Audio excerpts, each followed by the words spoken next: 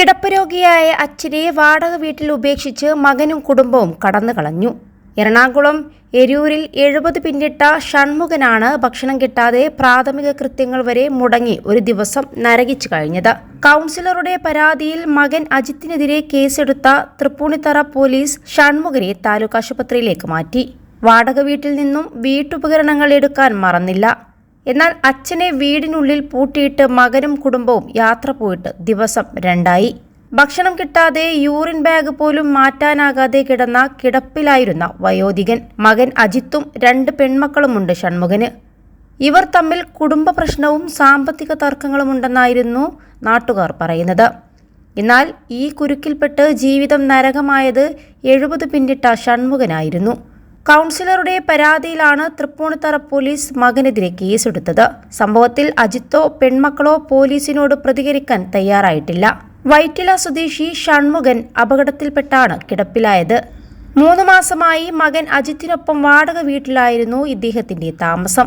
മാസങ്ങളായി വാടക കുടിശ്ശികയാണെന്ന് വീട്ടുടമസ്ഥൻ പറയുന്നു.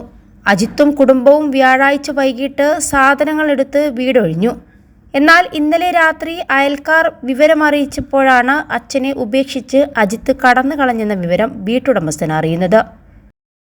+2 ഡിഗ്രി കഴിഞ്ഞവർക്ക് വേൾഡ്സ് ഫസ്റ്റ് AR/VR ക്ലാസ് റൂമിലൂടെ സ്മാർട്ട് ഫോൺ എഞ്ചിനീയർ ആവാം. കൂടുതൽ അറിയാൻ വിളിക്കൂ ബ്രിഡ്കോ ആൻഡ് ബ്രിഡ്കോ. വിവരം പുറത്തുവന്നതോടെ ഷൺമുഖനെ തൃപ്പൂണിത്തറ താലൂക്ക് ആശുപത്രിയിലേക്ക് മാറ്റി. സംരക്ഷണം സംസ്ഥാന സർക്കാർ ഏറ്റെടുക്കുമെന്ന് ആരോഗ്യമന്ത്രിയും അറിയിച്ചു. വിഷയത്തിൽ സബ് കളക്ടറോട് എറണാകുളം ജില്ലാ കളക്ടർ റിപ്പോർട്ട് തേടി. വയോജന സംരക്ഷണ ചട്ടപ്രകാരം നിയമ നടപടികൾ എടുക്കാനാണ് തീരുമാനം. അതേസമയം പ്രായമായ മാതാപിതാക്കളെ വൃദ്ധസദനത്തിൽ ഉപേക്ഷിക്കുകയും കടന്നുകളയുകയും ചെയ്യുന്ന മക്കൾക്ക് പണിയുമായി സർക്കാരും ഇറങ്ങിയിട്ടുണ്ട്. മാതാപിതാക്കളെ വൃദ്ധസദനങ്ങളിൽ നിന്നും ഒപ്പം കൂട്ടാത്ത മക്കൾക്കെതിരെ നടപടിയെടുക്കുന്നതിന്റെ ഭാഗമായി ഇത്തരത്തിലുള്ള വയോജനങ്ങളെ കണ്ടെത്തണമെന്ന് ഉദ്യോഗസ്ഥർക്ക് സർക്കാർ നിർദ്ദേശം നൽകിയിരുന്നു.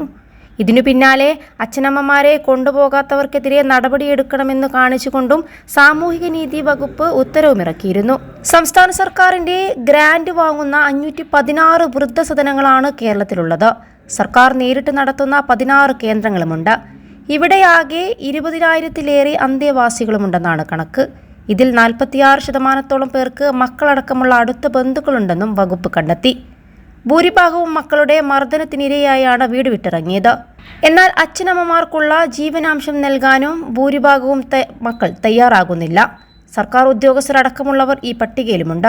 സാമൂഹ്യനീതി വകുപ്പ് 2007 പാസാക്കിയ വയോജനക്ഷേമ സംരക്ഷണ നിയമമനുസരിച്ച് മാതാപിതാക്കളെ സംരക്ഷിക്കാത്ത മക്കൾക്കെതിരെ തടവു ശിക്ഷയും പിഴയും ഉൾപ്പെടെയുള്ള നിയമ നടപടി സ്വീകരിക്കാം. ഈ നിയമം കാര്യക്ഷമമായി നടപ്പിലാക്കുന്നില്ലെന്ന് ചൂണ്ടിക്കാട്ടി സാമൂഹിക പ്രവർത്തകനായ കണ്ണൂർ ഇരിക്കൂർ സ്വദേശിയായ ഫറൂഖും വകുപ്പിന് പരാതി നൽകിയിരുന്നു. 21 ലക്ഷത്തോളം സന്തുഷ്ടരായ ഉപഭോക്താക്കളും 2 ലക്ഷത്തോളം തിമിര ശസ്ത്രക്രിയകളും പൂർത്തിയാക്കിയ മലബാറിലെ ഏക കണ്ണാശുപത്രി അൽ സലാമ ഹൈ ഹോസ്പിറ്റൽ റോഡ് പെരിന്തൽമണ്ണ.